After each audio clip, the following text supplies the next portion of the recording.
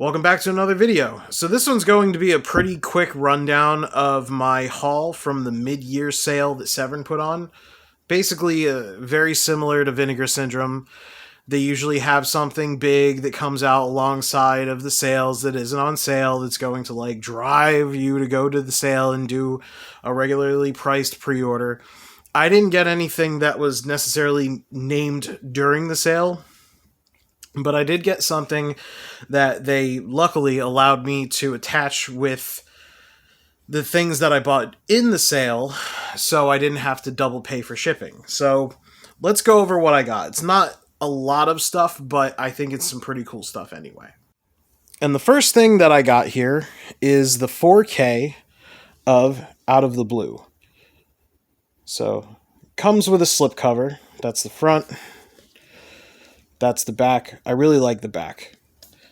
I have opened this already. I did watch it already.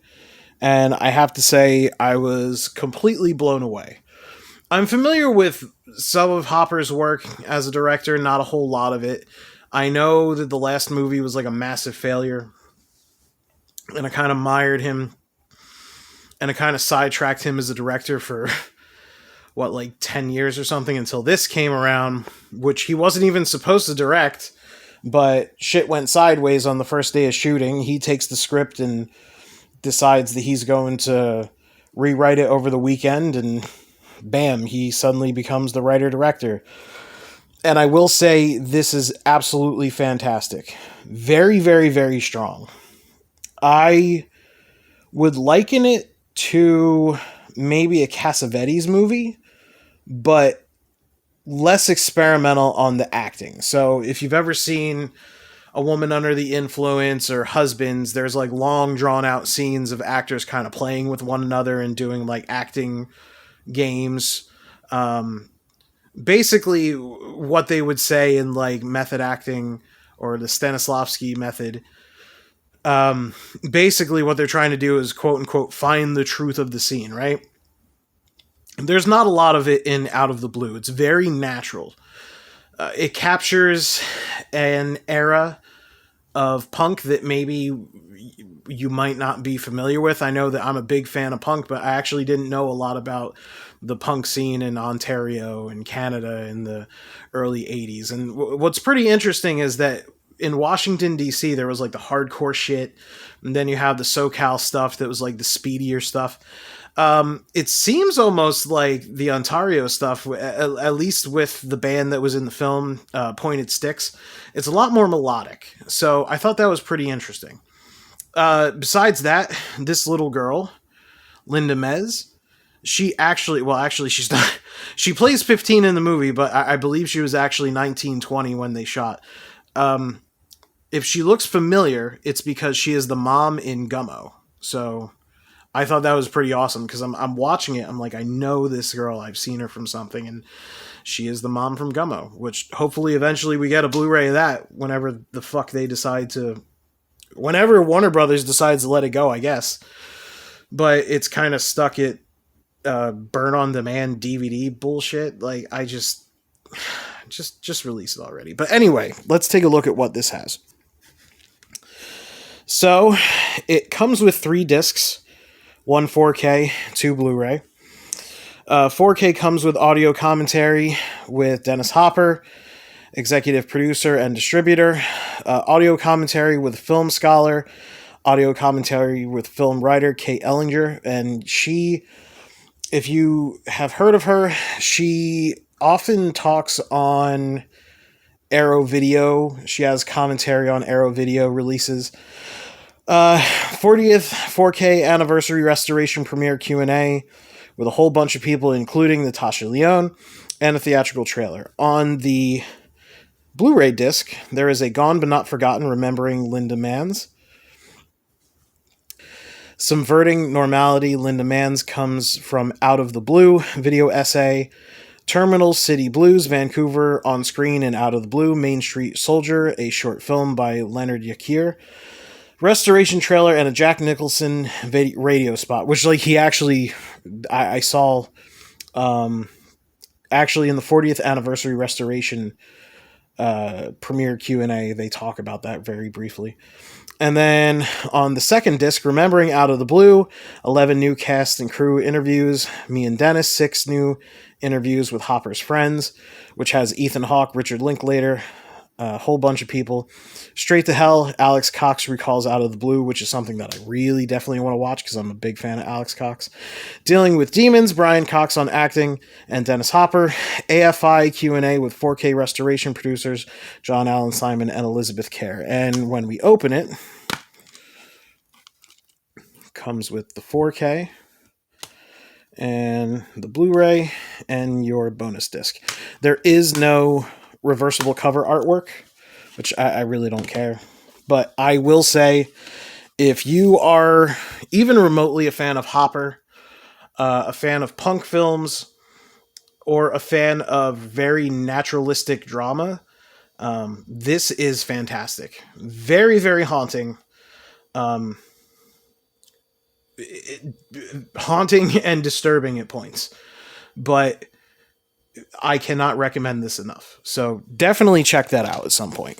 The next one I got here is by a director that I'd like to learn a little bit more about, and that is No Way Home by Buddy Giovinazzo. Now, if you've heard of Buddy, or if that name sounds familiar, it's because he did Combat Shock. Severin released Combat Shock before I even paid attention to Severin, so I missed out on theirs. But I did pre-order Troma's re-release. I'm sure it's not going to be anything as good as Severin's release. But regardless, we have No Way Home. So I'm pretty excited about this one. I read reviews. You can't go wrong with early Tim Roth, and this is like 90s Tim Roth. I fucking love the guy. And also, I heard that Buddy pretty much has a thread throughout all his films that they're really grungy and really like streetwise and nasty and kind of filthy and gross. Like his other one, I don't know if it's got a proper Blu-ray release. Life is Hot in Cracktown. That one sounds pretty interesting. It kind of sounded like Spun when I read about it. But here is No Way Home. And the special thing about this one is that it is actually, it's actually hand numbered. So I got 1137 out of 2500. And let's check out the special features. Has audio commentary with Buddy and Severin's David Gregory. Darlin' Be Home Soon. Editor talks about No Way Home. A tasty marquee. An interview with the producer and casting director. Interviewing Emotions. An interview with the composer, which is Rick, that's Buddy's brother, and Buddy himself. Dancing with the Camera. An interview with the cinematographer. Uncle Frank's Wine, which is an early short film by Buddy, which is going to be really awesome. I love it when they put short films by the directors on these things. And it has a CD soundtrack. So, yeah. Pretty hyped about this one. I actually might watch this one tonight. So, let's put that there. Now the next one. Initially, I thought that I had to hit a threshold for free shipping. And also, I've been waiting to pick this one up. I saw it a long, long time ago. I want to say it was either on Prime or on Shudder, and that is Bag Boy Lover Boy. This is very fucked up. It's basically about a smutty, nasty, gross photographer who shoots women in their lingerie or nude models and that kind of stuff. He meets this hot dog stand employee who's obviously like not all there. I believe he's mentally challenged or he's simple. Obviously an immigrant, and he invites him in, and the dude kind of just loses his fucking mind and starts to kill models and starts to get like obsessive and really gross and sexual and shit. Very fringe. Definitely not for everybody, but I enjoyed it. It kind of feels like The Greasy Strangler mixed with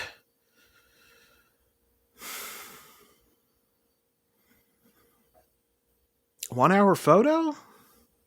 Maybe like The Greasy Strangler mixed with 1 Hour Photo. It's not as silly as The Greasy Strangler, but it definitely has that like gross, grungy vibe.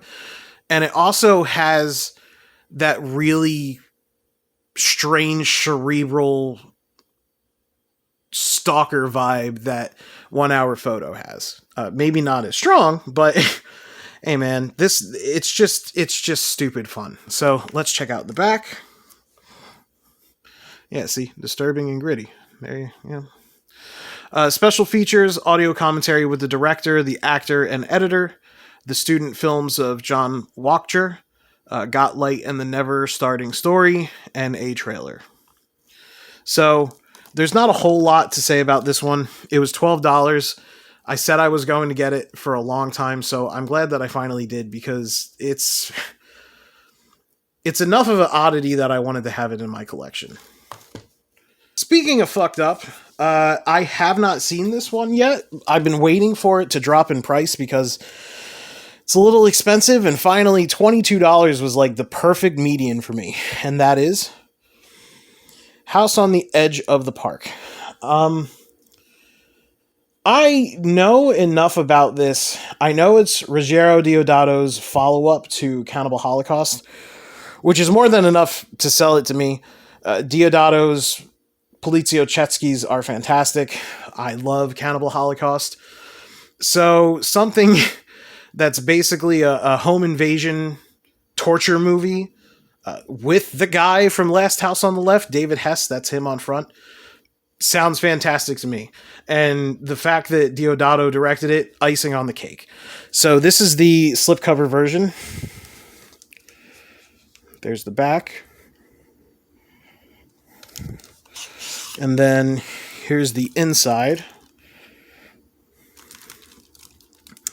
And this one has 3 discs as well. So disc 1, audio commentary by Bruce Holzschek and Art Ettinger, The Man Who Loved Women, interview with Deodato himself, Lights On, interview with the cinematographer, Like a Prairie Dog, interview with the actor Giovanni Lombardo Radice, External Beauty and Internal Ugliness, archival interview with David Hess.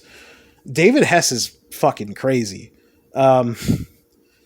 I love the guy because of Last House on the Left, so I can't even imagine how messed up he gets in this. Seems like such a fun dude with like a sick sense of humor. So sounds cool that they have a archival interview. And House Sweet House, interview with set designer. Part 2 or disc 2, Deodato Holocaust, a feature-length documentary by Felipe M. Guerra that explores the film-by-film triumphs, tragedies, and controversies of Ruggiero Deodato. That sounds fantastic. Because just the story behind Cannibal Holocaust is crazy.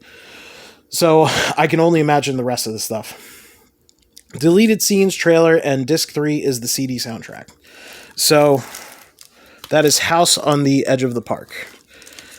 I keep telling myself I'm going to wait till October to watch this for Halloween, but I got to be real with myself. I'm not gonna. So I am pretty hyped for that one. $22 is a steal for that. And my final pickup is a complete blind buy, but it's mostly because I recently watched Alligator on Shudder, which is one that I will absolutely positively be buying on 4K because I loved it. I don't know how I never got around to it, but it prompted me to check this out. Killer Crocodile and Killer Crocodile 2. Really cheap 80s Italian ripoffs. So I know I'm in for some crazy, off-the-wall, ridiculous batshit fun. Let's check out what is inside. So let me unwrap this. And just a heads up, this is the limited edition version that comes with Killer Crocodile 2. Opening it up. There's Killer Crocodile. And special features are In the Jaws of the Crocodile, interview with a makeup artist, Fearless Crocodile Hunter, interview with the actor Pietro Gennardi, Of Crocodiles and Men, interview with actor Richard Anthony Crenna, It Crawls, interview with the cinematographer, and trailer. And inside, that's where you get Killer Crocodile 1 and 2. And there is no reversible art outside of this. So that pretty much wraps it up for my haul rundown on Severin's mid-year sale. I'm definitely going to get more when it comes around for Black Friday. I'm sure they're going to announce something that's really awesome that we're all going to want to get. So I'm not exactly sure if there's any that I didn't pick up this time that I was looking for. There might be something that I suddenly become interested in. You know how that kind of works. You get interested in something and you want to go and grab it. But that is my rundown. So what did you guys get from the Severin haul, if anything?